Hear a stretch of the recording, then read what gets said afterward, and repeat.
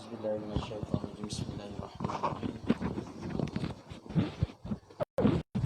Assalamualaikum warahmatullahi wabarakatuh. Alhamdulillahi rabbil alamin. Wassalatu wassalamu ala asyrafil anbiya wal mursalin wa ala alihi wa sahbihi ajma'in. Subhanaka la ilma lana illa ma 'allamtana innaka antal alimul hakim. Rabbi shrah li sadri wa yassir li amri wahlul 'uqdatam min lisani yafqahu qawli. Ya muallima Ibrahim al-hikmata 'allimna, ya mufahhima Sulaiman fahimna, fafahamnaha Sulaiman wa kullan atayna hukma wa ilma wa sakharna ma'a Dawud al-jibali yusabbihna wa at-tayru kunna fa'ilin. Ya Rabba Sulaiman wa ya Rabba Ibrahim wa ya Rabba Musa wa Isa wa ya Rabba Muhammadin sallallahu alaihi wasallam, akhrijna min zulumatil jahli wan nisyan bi rahmatika ya arhamar rahimin. Allahumma zidna ilma warzuqna fahma bi rahmatika ya arhamar rahimin. Allahumma nawwirna bi nuri ilmik wa ab'idna nisyan bi rahmatika ya arhamar rahimin. Allahumma rzuqna fahman nabiyyin wa hifzal mursalin wa ilhamal malaikatil muqarrabin bi rahmatika ya arhamar rahimin. Alhamdulillah, sama-sama kita memanjatkan kesyukuran kehadrat Allah Subhanahu wa taala, keizinan daripada Allah Subhanahu wa taala. Malam ni kita ditemukan lagi, mudah-mudahan kehadiran kita ke rumah Allah Subhanahu wa taala ini akan menjadi salah satu daripada amalan kebaikan kita bila berhadapan dengan Allah Subhanahu wa taala. Hari ini kita sambung pada bab berbuat baik, berbakti kepada kedua ibu bapa dan memelihara hubungan silaturahim. Hadis yang ke 148. Bismillahirrahmanirrahim. Wa anhu anin nabi sallallahu alaihi wasallam raghima anfu summa raghima anfu summa raghima anfu man adraka abawaihi indal kibari ahaduhuma aw kilahuma falam yadkhulil jannah. Muttafaqun alaih. Dan daripada Abu Hurairah radhiyallahu an, juga daripada Nabi sallallahu alaihi wasallam, sabdanya, hinalah kemudian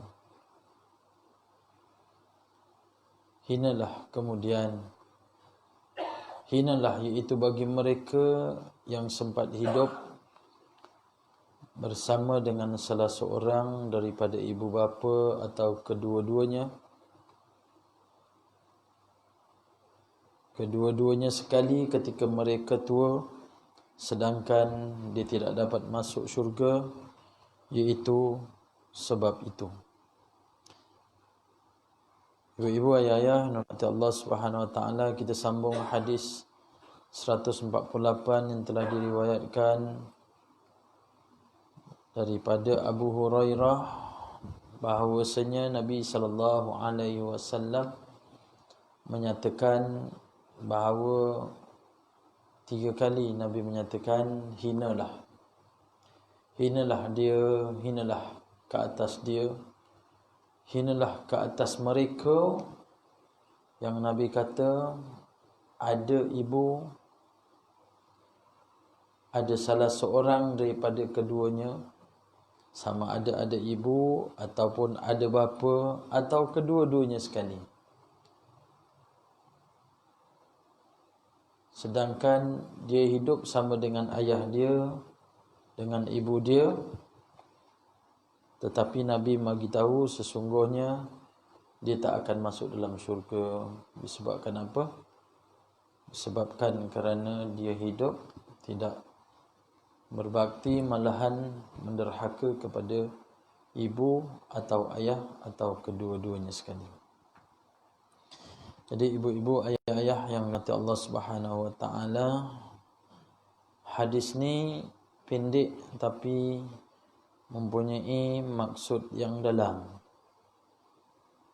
yang mana Nabi SAW menyatakan sedemikian, yang tersirat, jangan sekali-kali pintu syurga dah ada dekat dengan kita, tetapi kita tak nak masuk daripada pintu syurga tersebut disebabkan kerana kita ini mengabaikan kedua ibu bapa kita. Pada minggu lepas kita dah bicarakan keadaan orang tua yang mungkin akan menjadi bola keranjang, akan jadi bola sepak, akan jadi bola golf. Tapi alangkah bertuahnya kalau sekiranya dia menjadi bola rugby, dipeluk oleh anak-anak, tidak dilepaskan. Namun demikian, nak mencari anak yang seorang, yang 2 orang, malahan yang 10 orang untuk berkhidmat kepada ayah, sukar. Sedangkan ibu dan ayah boleh menjaga 10 orang anak ataupun lebih. Jadi daripada hadis ini menyatakan bahawa agama Islam ini menyuruh kita supaya mengutamakan berbuat baik kepada ibu bapa kita dan kemudian kepada kaum keluarga. Maksudnya kita dah berkeluarga, dulukan pada mak ayah kita. Tuan-tuan, ibu-ibu, ayah-ayah rahmat Allah Ta'ala, kita tidak akan rugi bila kita ini berbakti kepada ibu dan ayah kita. Percayalah, kebahagiaan kita akan dapat, kita akan temui bila kita ini berbakti mengembirakan kepada ibu dan juga ayah. Ada 5 perkara, tuan-tuan. 5 perkara yang mana kita kena percaya. Percaya sungguh-sungguh bahawasanya ini adalah benar dan yakin. Yang pertama, tuan-tuan, iaitu percayalah hukuman yang Allah letakkan bagi kita pada manusia dan alam ini adalah hukuman yang tepat, hukuman yang adil, hukuman yang tidak boleh dipertikaikan. Walaupun manusia mempunyai akal, dengan akal yang ada pada dia, dia menyatakan bahawa hukum yang Allah letakkan itu tidak adil. Bagi mereka yang mengatakan sedemikian, dia khawatiri kepercayaan kepada Allah Ta'ala dia telah pudar dan boleh terpesong akidah dia. Hukuman Allah adalah sebaik-baik hukuman. Dan kalau sekiranya seseorang itu dihukum oleh Allah Subhanahu wa taala atas kederhakaan dia, maka itu adalah adil. Kena percaya, kalau kita berbuat baik, maka Allah akan membalas dengan kebaikan. Sesungguhnya datang kebahagiaan bila seseorang itu memberikan kebahagiaan kepada ibu dan ayah dia. Tuan-tuan boleh percaya? Kita percaya. Tapi kadang manusia menggunakan akal, dia macam tak percaya. Dia tak percaya, tuan-tuan. Sebab apa? Sebab dia gunakan akal dia. Sedangkan akal tu pun Allah ciptakan kepada kita. Keadilan adalah dari Allah Ta'ala. Kalau tengok ibu-ibu, kita dah bincangkan, ibu-ibu sembahyang pakai telekung, susah nak tutup tu. Pastikan rambut tak terkeluar, aurat tak terdedah, yang hanya boleh dilihat muka dan tapak tangan ketika solat. Tapi ayah-ayah pakai kain gombang aja ni tuan-tuan, diikat atas perut sampailah ke betis. Ayah dia jadi imam, macam itulah keadaan dia. Dengan songkok tak ada, dengan baju tak pakai, seluar dalam pun entah ke mana, pakai kain ni. Ibu-ibu kat belakang jadi makmum, tak ada kipas. Suami pula sembahyang lama tuan-tuan, berpeluh si isteri.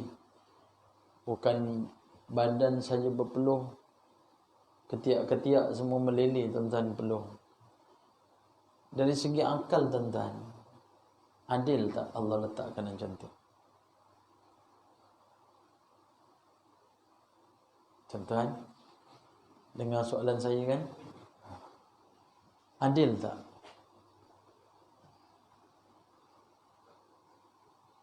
Ibu-ibu nak keluar daripada rumah, terpaksa pakai tudung, terpaksa pakai stokin, pakai baju yang labur dan juga besar agar tak nampak tubuh badan dia.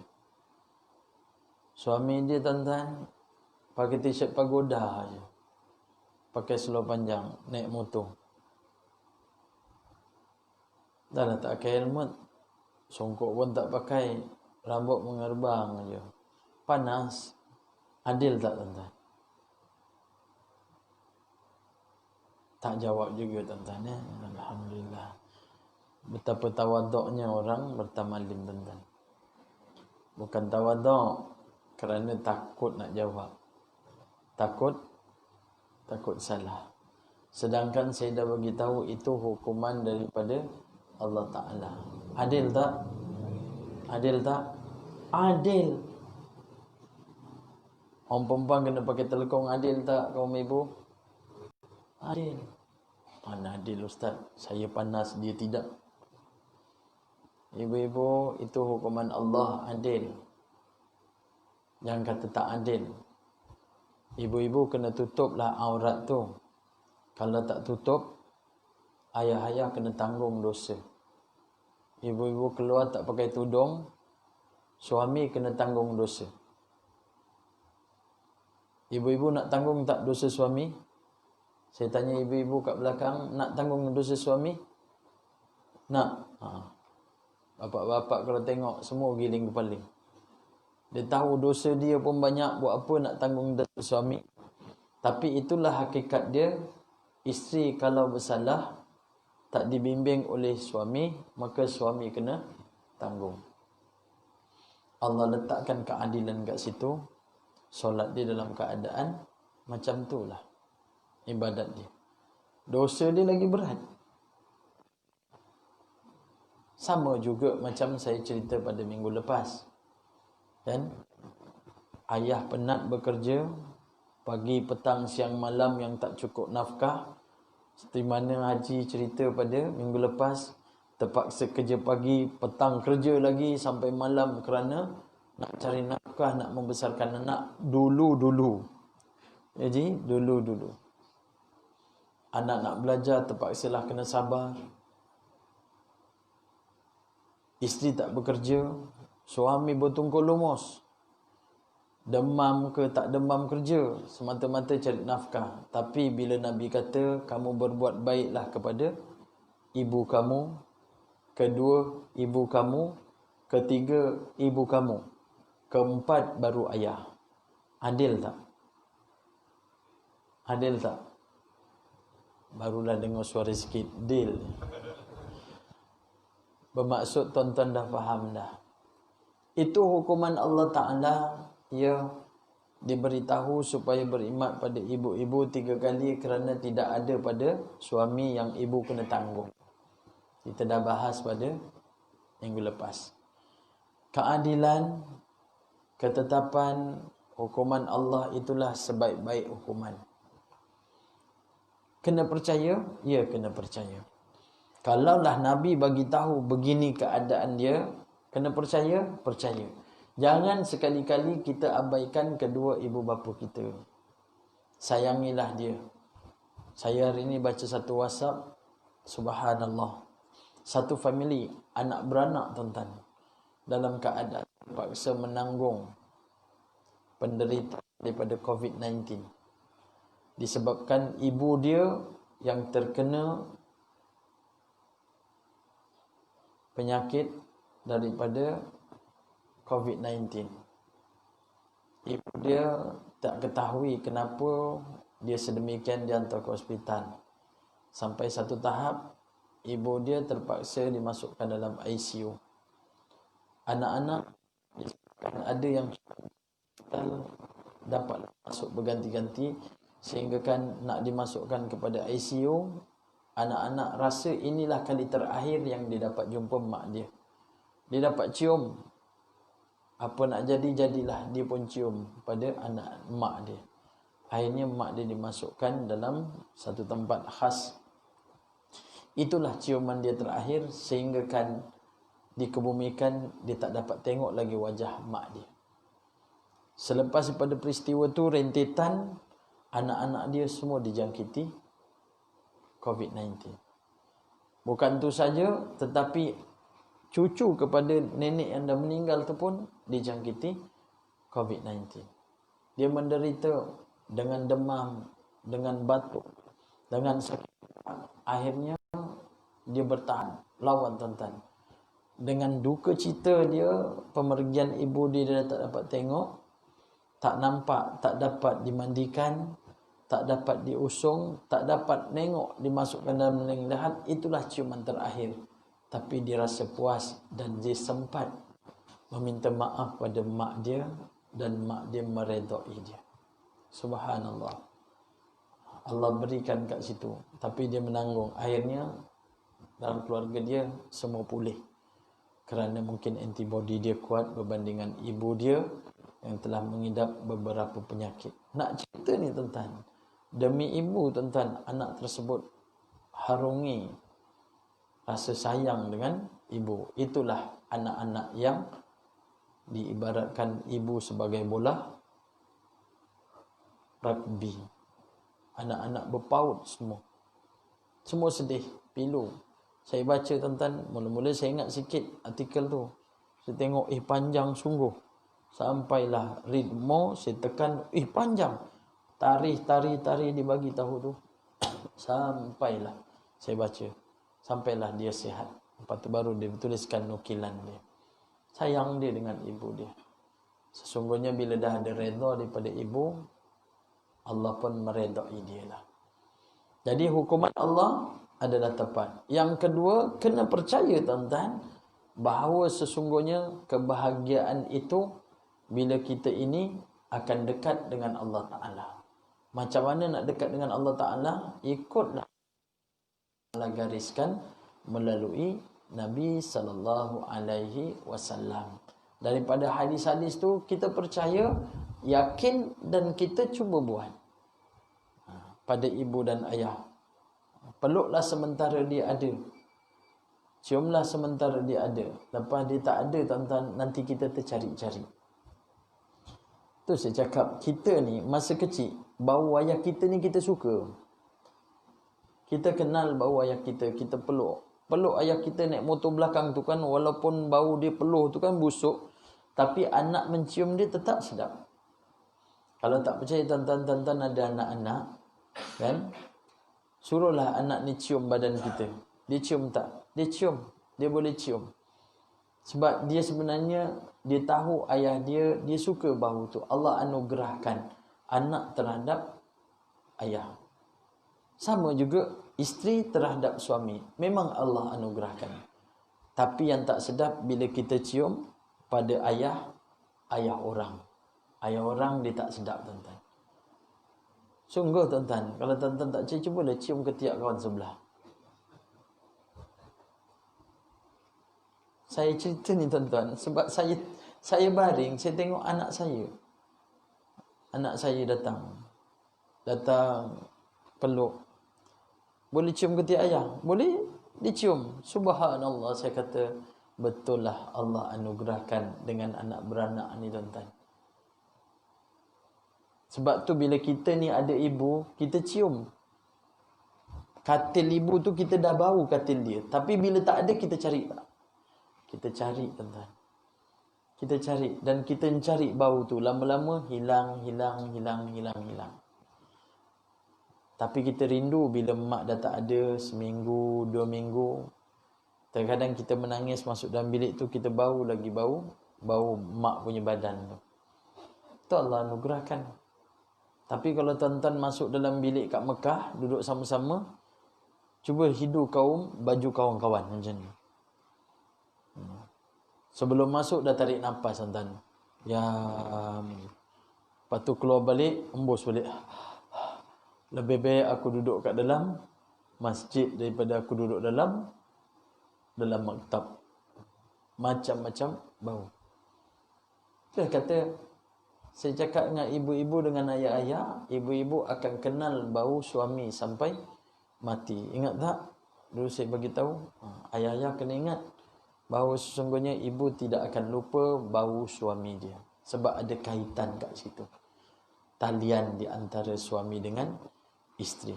Walaupun dia berkahwin suami dua selepas kematian suami pertama. Suami pertama punya bau tu, dia tetap akan ingat sampai mati. Tak ceritanya lah. Isteri akan cakap, memanglah sebab saya tak ada lelaki lain bang. Abang aja.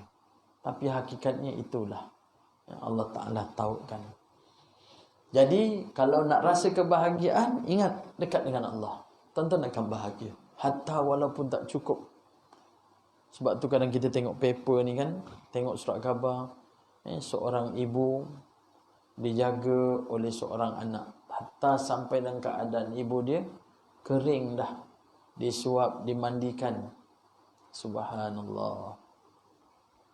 Ada anak lelaki, dia menjaga ibu dia. Dia tak bagi kepada adik-beradik yang lain. Walaupun ada anak perempuan.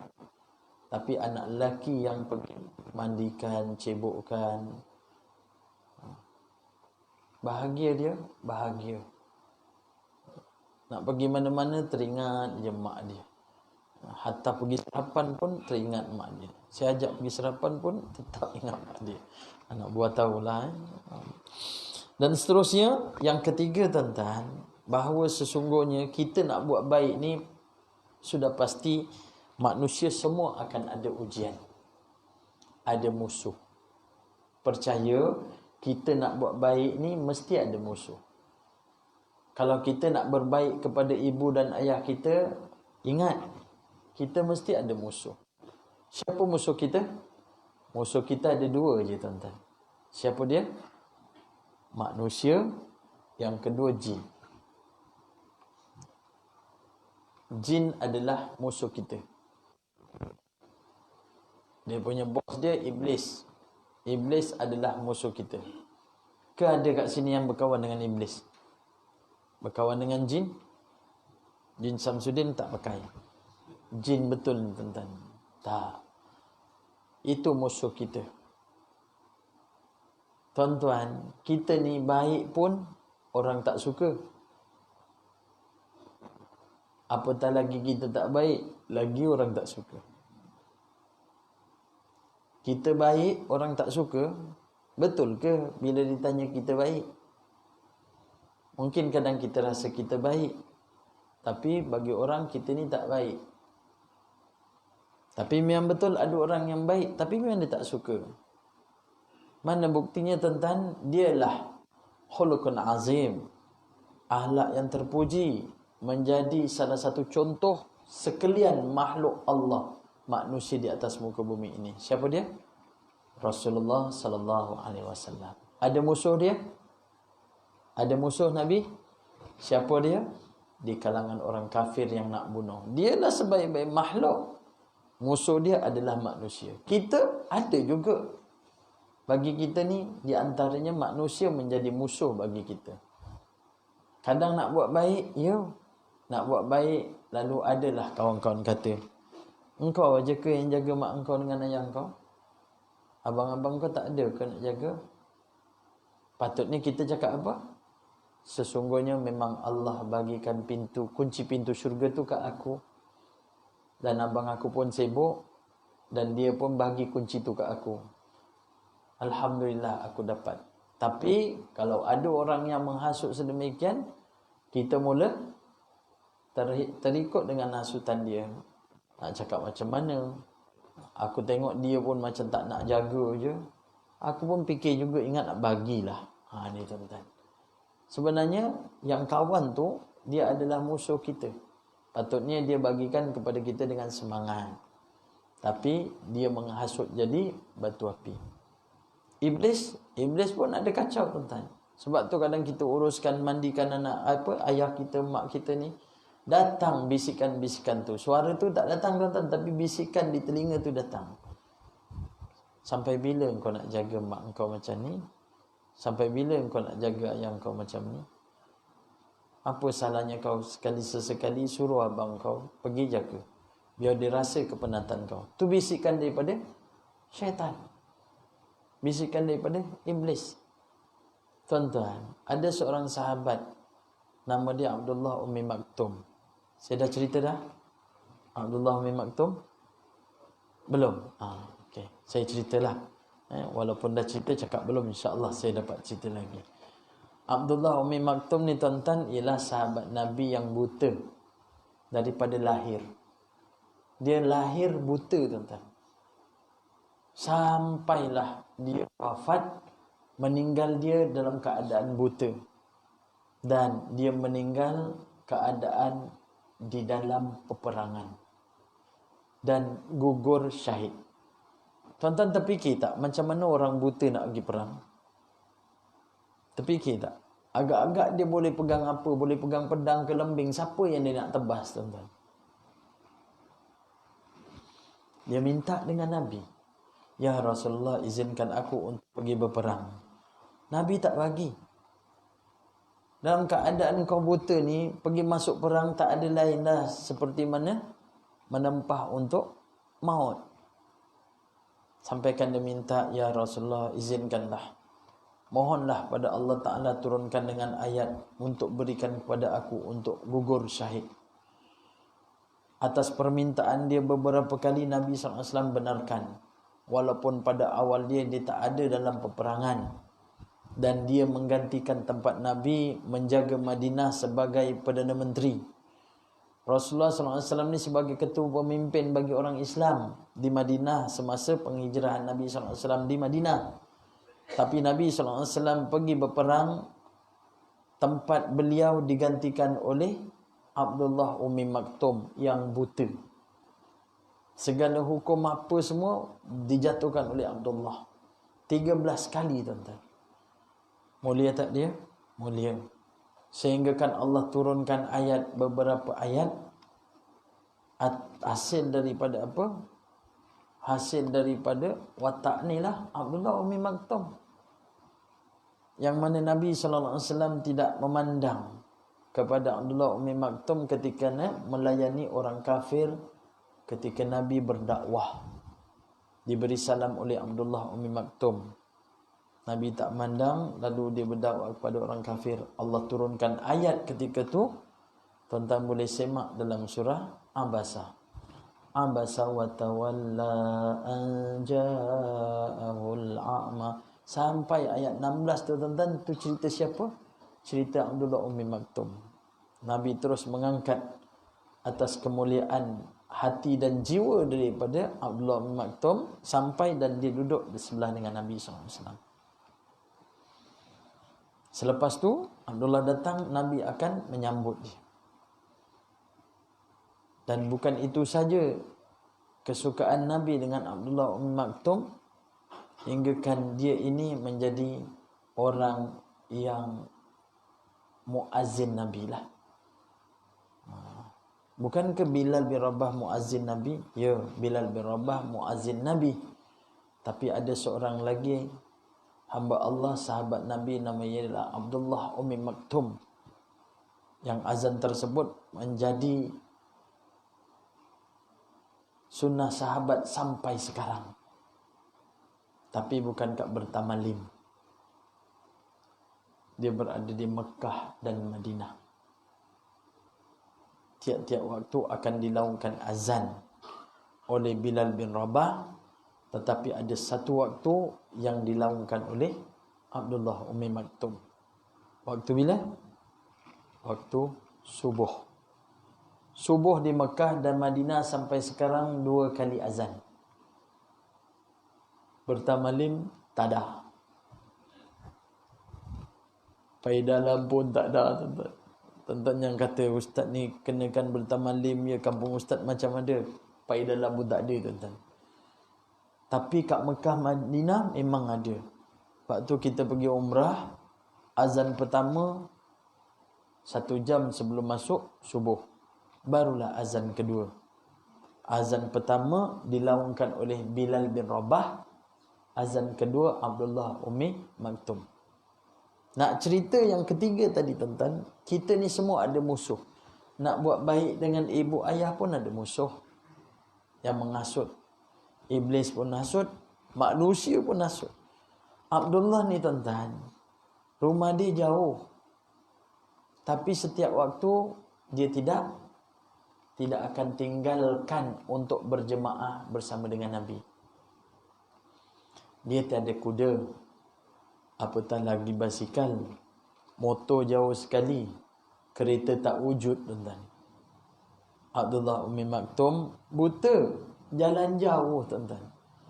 Cerita tentang Saiban, sahabat Nabi, rumah dia nak pergi masjid Nabi, jauh tak jauh. Bukan 300 meter, tuan-tuan. 3 kilometer jauhnya.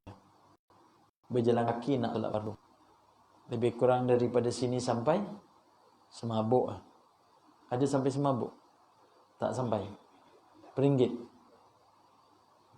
Sampai Peringgit lah. Cuba tuan-tuan jalan kaki sembahyang Zuhur, pergi masjid negeri je, tuan-tuan. Jalan kaki sorang-sorang, habis sembahyang masjid negeri tu patah balik. Asar pergi lagi, tuan-tuan. InsyaAllah pergi, lepas tu tak balik, tuan-tuan telefon ambil ayah dah tak sanggup dah. Tapi Saiban jalan kaki. Ini kan Abdullah Ummi Maktum buta, tuan-tuan. Sehingga kan dia minta dengan Nabi SAW, ya Rasulullah, aku ni pertama rumah jauh. Yang kedua, aku buta. Yang ketiga, aku tak ada orang pimpin aku untuk pergi ke masjid. Boleh tak kiranya ya Rasulullah, dia berikan rukhsah kepada aku untuk aku ini sembahyang di rumah? Tuan-tuan, boleh tak? Boleh? Tak boleh? Ada 2 pendapat ulama bertamalim, kata boleh, ada kata tak boleh, tuan-tuan. Subhanallah. Kalau dalam tuan-tuan rasa fikir, boleh ke tak boleh? Tak boleh. Kenapa tak boleh? Tak boleh lah. Yelah, kenapa tak boleh? Dah tak boleh lah Ustaz. Janganlah tanya kenapa tak boleh. Tuan-tuan, itulah dijadikan dalil di antara mazhab-mazhab. Bagi Imam Syafi'i, solat jemaah ke masjid ini adalah fardu kifayah. Imam dah solat jemaah, yang lain tak payah. Itu fardu kifayah. Nak artikan senang ni, tuan-tuan. Terangkat semua dosa-dosa di bertamalim bila berlakunya jemaah di masjid. Walaupun 2 orang, semua tak akan tanggung dosa. Tapi berdosa kiranya tak ada orang sembahyang fardu jemaah. Abdullah minta rukhsah, Nabi benarkan. Selepas benarkan, terus turun ayat. Lalu Nabi memanggil balik Abdullah. Wahai Abdullah, adakah kamu dengar laungan azan daripada rumah engkau? Sesungguhnya aku dengar, ya Rasulullah. Maka sahutilah azan yang telah dilaungkan. Bermaksud kewajipan untuk menunaikan ibadah secara berjemaah. Sebab itulah kita tengok mazhab-mazhab di antara Hanafi, dia meletakkan solat jemaah ni adalah hukumnya fardu ain. Wajib kena buat. Tak buat berdosa. Sebab tu saya berada di Pakistan, sembahyang subuh, tuan-tuan, bukan sembahyang zuhur, sembahyang subuh macam sembahyang Jumaat. Penuh tuan-tuan. Penuh sampai luar sembahyang subuh. Macam kat sini tak? Macam-macam. Bukan macam kat sini, macam-macam. Adalah lebih kurang dalam penuh dalam dewan ni, alhamdulillah Ustaz, sebahagian. Tapi tak macam sembahyang Jumaat. Sebab dia meletakkan hukum fardu ain. Abdullah jalan tuan-tuan. Lepas daripada peristiwa tu, dia terus pergi masjid. Orang yang buta pergi tersandung batu, jatuh tuan-tuan. Jatuh bangun balik, terus pergi jalan lagi. Buta. Satu ketika dia jatuh dan tiba-tiba ada hamba Allah datang. Angkatkan. Ya Abdullah, kum. Kum ya Abdullah. Kum ni bangun. Bangun. Alangkah baiknya, wahai fulan, menolong aku dalam keadaan aku jatuh. Siapa gerangan engkau?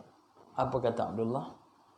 Sesungguhnya tak payahlah tanya siapa aku. Kamu nak pergi mana wahai Abdullah? Saya nak pergi ke Masjid Nabawi. Masjid Nabi? Tak apalah, marilah aku antarkan. Dipimpin tuan-tuan. Abdullah tu tak pernah orang pimpin, tapi dipimpin. Puas Abdullah tanya, siapa kamu? Alangkah baiknya hati engkau, baiknya jiwa engkau menolong orang yang tak nampak ini untuk pergi ke masjid. Siapa engkau? Tak payahlah tanya siapa saya. Jalan sampai Masjid Nabi tuan-tuan. Akhirnya sampai Masjid Nabi, maka Abdullah Umi Maktum pun diberitahu, ya Abdullah, telah sampailah Masjid Nabi. Inilah Masjid Nabi. Terima kasihlah banyak. Siapa gerangan engkau? Aku nak angkatkan doa agar Allah Ta'ala makbulkan, berikan rahmat kepada engkau, berikan pengampunan dosa kepada engkau. Akhirnya hamba Allah tu pun cakap, sesungguhnya aku, wahai Abdullah, adalah iblis. Iblis tuan-tuan. Tuan-tuan jangan terkejut tuan-tuan. Tuan-tuan tiba-tiba pergi masjid, jatuh tuan-tuan, ada orang tolong. Siapa kamu? Jangan tanya siapa aku. Alamat besok tak pergi masjid langsung tuan-tuan. Tapi bila ditanya, kamu iblis, kamu masuklah, saya tak nak masuk. Sebab memang dia punya perjanjian dengan Allah untuk hancurkan anak Adam. Kalau macam tu, kenapa kamu tolong aku? Kamu pimpin aku ke masjid. Sedangkan engkau memang tak suka orang berbuat baik. Apa dikata oleh iblis? Wahai Abdullah, kerja dia memang nak merosakkan umat Adam. Kamu tahu tak? Apabila kamu keluar daripada rumah dalam keadaan buta, tersandung batu dan kamu jatuh, sesungguhnya Allah ampunkan setengah daripada dosa engkau ni, semua Allah ampunkan. Aku tak nak kalau kau jatuh untuk kali kedua. Kiranya kau jatuh kali kedua, sia-sialah yang selama ini aku menghasut untuk melakukan kesalahan. Tu aku pimpin. Tuan-tuan faham cerita ni? Nanti jangan balik buat-buat jatuh tuan-tuan. Faham? Sengaja dia jatuh, berlepuk. Alhamdulillah, Allah dah ampunkan setengah dah. Nak sampai kereta, berlepuk lagi jatuh. Alhamdulillah, bersih dosa aku. Tuan-tuan, Allah tu lagi maha mengetahui. Percayalah, segala apa yang Allah janjikan itu adalah benar. Tuan-tuan melangkah kaki ke masjid ni, Allah sediakan satu istana dalam syurga. Dah siap dah tuan-tuan istana itu. Tuan-tuan balik, Allah sediakan lagi satu istana. Mulalah berangan masing-masing. Berapa banyak istana dah. Tuan-tuan, tak payahlah cerita tentang ganjaran yang Allah Ta'ala beri. Selaku sebagai seorang hamba, abdikan diri je. Janji Allah tidak akan dusta. Yang dusta siapa? Manusia ni yang dusta. Kitalah yang dusta. Inna salati wa nusuki wa mayahya wa mamati lillahi rabbil alamin. Tu saya cakap, mak ayah dah tak ada, melambai-lambai dalam kubur minta doa daripada anak-anak supaya doakan pada diri dia. Sebahagian anak-anak tuan-tuan pergi pukul 4 petang, pergi bawah pokok, suruh doakan ayah, tak nak. Dia terus pergi haji tuan-tuan. Pergi haji, tolak 3 step, 6 step lagi, terus sampai haji tuan-tuan. Subhanallah, ayah dia meraung dalam kubur minta doa. Tu yang kita ni sebagai anak tuan-tuan, doakanlah untuk mak ayah. Yang keempat, kita kena percaya, yakin hidayah, taufik adalah milik Allah Subhanahu wa ta'ala. Kena percaya. Sebab tu kita minta setiap hari, ihdinas siratal mustaqim. Tunjukkan aku ya Allah dengan jalan yang lurus, hidayah daripada Allah Ta'ala. Tengok ibu rasa suka, rasa sayang, gembirakan hati ibu. Tapi ada kisah di antara anak-anak yang marah pada ibu. Dia mengadu dengan seorang ustaz. Dia jaga mak dia ni daripada mula dululah. Dia kerja taklah gaji dia besar, tapi bila gaji dia dapat tuan-tuan, dia letakkan duit RM400 khusus untuk mak dia. Dan dia jaga mak dia. Tapi diuji oleh Allah Ta'ala. Bila mana dia bukan anak yang tua, tapi disebabkan anak yang tua ziarah mak dia, dia bawa satu tembikai tuan-tuan, dia bagi mak dia ulang-ulang kata, abang kau bagus. Bawakan mak tembikai, abang kau bagus.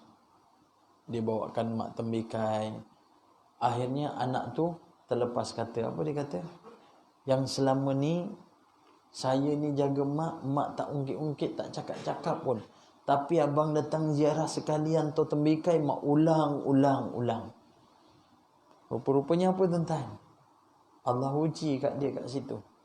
Kalau cakaplah macam tu pada ibu, agak-agak terasa tak ibu? Terasa tuan-tuan, terasa. Sebenarnya Allah nak uji je kat situ. Bisikan iblis. Akhirnya dia mengadu dengan ustaz. Betapa Allah dah bukakan kepada kamu dengan pintu kebaikan, maka jagalah. Dengan kata-kata kita, jangan mengguriskan hati mak. Sebab geram ustaz, geram. Geram dengan siapa?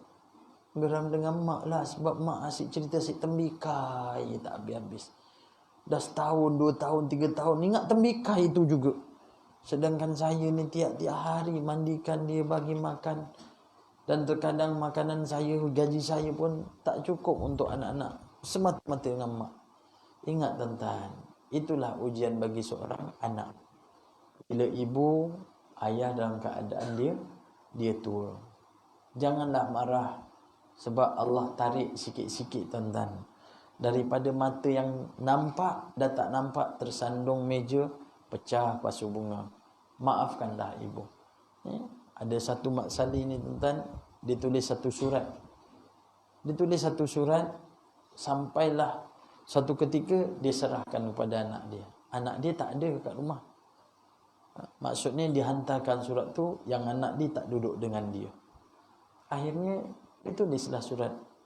Dia kata, my son, dia kata, wahai anakku, sesungguhnya suatu ketika nanti akan menjadi tua. Maka terlebih dahulu mak minta maaf banyak-banyak dengan kau. Sebab mak tua akan berlaku macam-macam, tidak seperti mana mak muda. Waktu mak muda, mak boleh makan keadaan dengan sendiri. Tetapi bila mak tua, mak tidak boleh nak menyuapkan diri mak sendiri. Masa itulah mak harapkan engkau dapat menyuapkan nasi ke dalam mulut mak. Wahai anak aku, mak dahulu dalam keadaan kuat, boleh pergi ke sana ke sini memasak, tapi dalam ketika mana mak tua, mak dah tak boleh memasak. Tenaga mak dah tak kuat. Andai kata mak mengambil pinggan mangkuk dan terjatuh lalu pecah, janganlah kau memarahi mak, kerana tenaga emak telah menjadi kekurangan. Begitu juga dengan mata. Satu tentang dia cerita, diserahkan kepada anak dia.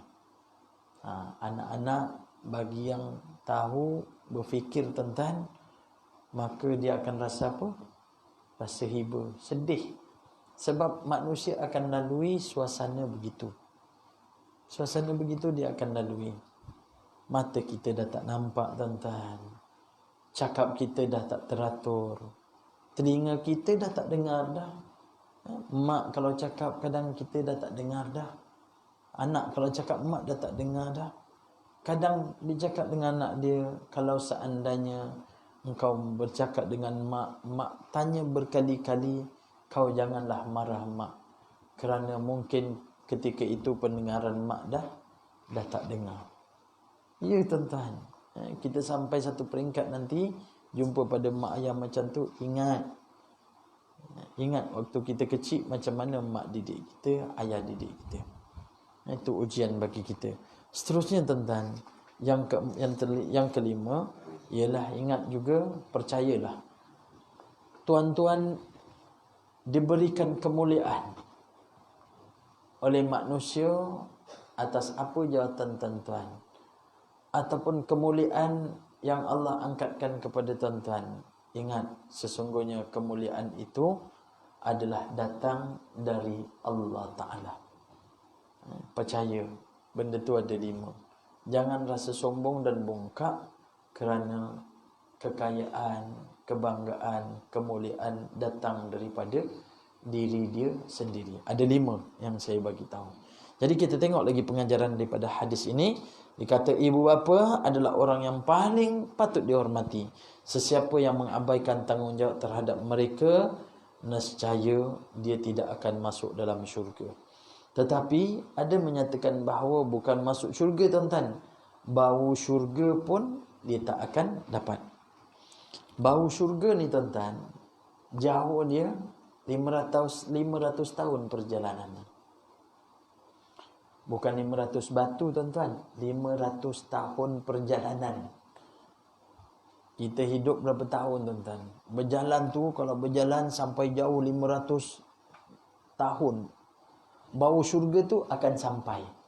Jauhnya, harumnya syurga tu sampai. Tapi disebabkan kerana derhaka kepada ibu dan ayah, jangankan masuk syurga, bau syurga pun kamu tidak akan dapat hidu daripada bau syurga. Itulah pentingnya kepada ibu dan juga ayah kita. Yang keempat, yang ketiga, Islam memandang hina kepada orang yang tidak mengambil tahu hal ibu bapa mereka. Ada anak-anak yang bentak kepada ibu ayah. Jadi kita kena waspadalah. Kena rendahkan suara. Mak tanya apa mak? Kadang apa? Kita tekan dengan suara tu. Ingat, mak ni hati dia makin lama makin kecil tuan-tuan. Memang kena jaga ujian tu. Sebab tu kadang ada di antara ibu bapa doa, ya Allah, kalau seandainya kau nak ambillah waktu ketika mana aku belum tua. Aku khawatir kalau seandainya aku tua, aku akan membebankan kepada anak aku dengan menanggung dosa terhadap dia. Biasanya macam tu tuan-tuan. Biasanya macam tu. Tuan-tuan tengok kat hospital, kadang didiamkan mak dia seorang. Tunggu mak sekejap, dia tinggal duduk kat luar. Dia berborak dengan kawan-kawan dia. Mak dia duduk seorang, kat klinik duduk seorang. Mak duduk sini sekejap, nanti belakang saya telefon balik mak. Yelah, mak dia kata, yelah, agak-agak rasa orang tua tu dia suka anak dia duduk sebelah ke duduk kat luar. Jangan cerita pasal COVID tuan-tuan. Cerita pasal COVID memang tuan-tuan kena masuk seorang. Tapi cerita yang tak COVID ni, ibu ni suka anak duduk sebelah. Tu saya cakap pada minggu lepas. Kita bila dah tua ni tuan-tuan, tengok anak-anak, bukan kita nak apa pun. Kita dah ada cucu, kita tengok anak datang tu, kita dah rasa lapang, rasa gembira. Kita dah berkeluarga kan. Kebanyakan anak-anak ni semua tak nak duduk dengan mak ayah. Kebanyakan dah. Tapi hasrat daripada mak ayah, kalau boleh biarlah ada seorang yang akan duduk dengan dia. Kebanyakan macam tu. Tapi semua tak lepaskan, tuan-tuan. Semua tak lepaskan. Biasa dah berkahwin, semua akan keluar. Akhirnya tinggal berapa? Itulah tinggal 2 orang. Tiap-tiap malam pasang lilin atas meja, makan berdua. Makan berdamai, tengok isteri. Tak mananya, tuan-tuan. Ada tak ada pun ambil kunci, jom kita pergi keluar makan. Nak masak pun tak ada nak masak, tuan-tuan. Sebab gembira. Anak kalau datang, tuan-tuan dah jadi tua ni kan, apa soalan yang tuan-tuan akan tanya dulu pada anak? Tuan-tuan ni masa muda, masa mak kita ada, apa soalan mak akan tanya pada kita bila kita datang? Dah makan belum? Dia tanya. Tanya dulu, dah makan belum? Dah, mak. Nanti kejap. Kita datang pukul 3. Kadang ditanya, dah makan belum? Tadi saya datang rumah mentua saya. Datang pukul 6. Dan nak makan pergilah ambil. Tak apa, mak, dah makan. Dah makan. Orang tua, dia suka tengok kita tu. Tapi saya tak boleh lama. Saya cakap, mak, ni datang sekejap ya, mak. Sebab nak pergi bertamalim. Malam ni ngajar? Ngajar. Nak pergi bertamalim. Okeylah, tak apalah. Dia lain tak ada, dia cuma nak tengok kita je. Saya bukan anak betul, saya menantu, tapi dia nak tengok kita. Tengok, dah lah. Rasa mak kita rasa kadang dia suka. Dia suka tengok. Kadang dia nak ngadu. Itulah ibu dan juga ayah. Dan seterusnya, kadang cerita pasal orang tua ni kadang geli hati pun ada. Allahu Akbar. Tapi memang nak mengadu. Telefon semata-mata, telefon. Kata, ada apa sebenarnya telefon? Ni ayah tinggal seorang macam ni. Mak mana? Mak apa ayah dah hantar pergi rumah abang. Ni tinggal duduk seorang macam ni. Iyalah. Cuma nak bagi tahu dia duduk seorang aja. Sebenarnya dia nak apa, tuan-tuan? Dia nak apa? Nak bagi tahu? Tak. Sebenarnya dia nak teman, suruh kita datang, duduk borak-borak dengan dia.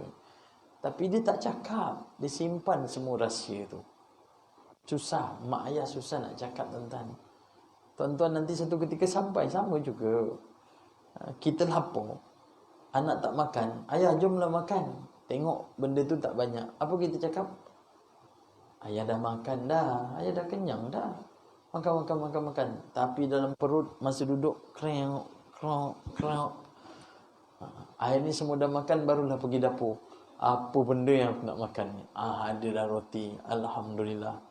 Buat Milo cecah roti je. Ayah pun nak makan. Tak, ayah saja je. Suka-suka nak tambah makan. Padahal memang tak makan. Ibu-ibu ayah-ayah macam tu lah. Dia berbohong. Kerana apa? Kerana anak-anak.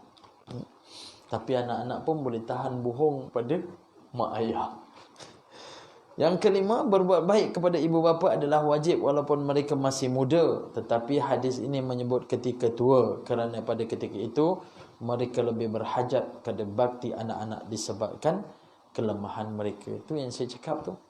Anak-anak mak ayah ni kalau dah tua, dia minta tu je satu. Dia minta satu je. Dia nak bahagia. Kasih sayang tu dia nak alik. Sedih, tuan-tuan, kalau tengok mak ayah kadang, Allah, yang ada terdampar dengan bau dia, kencing dia tak diurus, anak-anak abaikan. Kita datang barulah semua kalang kabut. Tengok pakaian dia, ya Allah. Satu tahap sampai tahap macam itulah. Derhaka kepada ibu bapa adalah antara dosa besar yang menyebabkan seorang itu dihalau dari rahmat Allah Ta'ala. Kalau seorang itu jadi anak yang derhaka. Wallahu a'lam. Jadi ibu-ibu, ayah-ayah rahmat Allah Subhanahu Wa Ta'ala, itulah yang kita baca hadis cerita tentang bagaimana perkhidmatan kita sebagai anak. Ingat ibu ayah kita. Kita jagalah dia selagi mana dia ada dan gembirakan hati dia. Jadilah anak yang bermanfaat kepada ibu dan ayah. Kalau tak dapat nak bermanfaatkan pada ibu dan ayah, jangan menyusahkan ibu dan ayah. Sama juga pada manusia, kita hidup, jadilah orang yang bermanfaat kepada orang lain. Kalau tak dapat nak bermanfaat pada orang lain, jangan pula nak menyusahkan orang lain. Jadi saya rasa ibu-ibu, ayah-ayah faham. Mudah-mudahan kita dapat pengajaran daripada hadis ini. Yang baik semua datang daripada Allah, buruk daripada saya, hakikat Allah SWT lah segala-galanya. Jadi saya doakan ibu-ibu, ayah-ayah rahmati Allah Subhanahu wa taala. Mudah-mudahan Allah Subhanahu wa taala pelihara, menjaga kesihatan tuan-tuan dengan kesihatan yang baik, kesehafiatan, kebahagiaan di insan yang beriman dan boleh beribadah kepada Allah Ta'ala. Dan juga tuan-tuan doakanlah kesihatan saya, mudah-mudahan saya sihat sepenuhnya, boleh kita berjumpa lagi, kita baca hadis-hadis ayat Al-Quran Allah SWT, dan sama-sama kita berdoa juga mudah-mudahan Allah Ta'ala satukan kita di dalam syurga Allah Subhanahu wa taala. Aku qauli hadza astaghfirullah li wa lakum. Subhanakallahumma wa bihamdika asyhadu an la ilaha illa anta astaghfiruka wa atubu ilaik. Bismillahirrahmanirrahim. Wal 'asri innal insana lafi khusr illa allazina amanu wa 'amilus shalihat wa tawassaw bil haqq wa tawassaw bis sabr. Alhamdulillahirabbil alamin wassalatu wassalamu ala asyrafil anbiya wal mursalin wa ala alihi wa sahbihi ajma'in. Allahumma ij'al jam'ana hadza jam'an marhuma wa tafarraqana min ba'di tafarruqan ma'suma. Allahumma afina min kulli bala'i dunya wa azabil akhirah wa syarrid dunya wa syarril akhirah. Ghafarallahu lana wa lakum ya karim birahmatika ya arhamar rahimin. Wa sallallahu ala sayyidina Muhammad wa ala alihi wa sahbihi wa sallam. Alhamdulillahi rabbil alamin. Assalamualaikum warahmatullahi wabarakatuh.